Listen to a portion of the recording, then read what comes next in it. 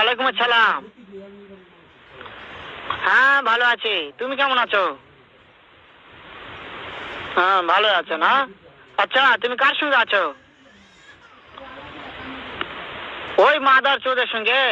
ওই মাদার চোর তো এতই হারামজাদা, ওই শুয়োর বাচ্চা, ওই তো লটির বাচ্চা, ওই সাহাচুদির বেটা মাগিল লিসা, এতই মাগিল লিসা।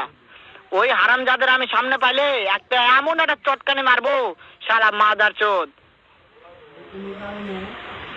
শুনো, তবে কি আছে, ওই মাদার চোদ ওই জায়গায় আছে নাকি?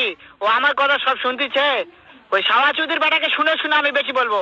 শুয়োরের বাচ্চা, শুয়োরের বাচ্চাকে আমি একটা এমন একটা চটকানি মারবো, শালা শুয়োরের বাচ্চা, লটির বাচ্চা।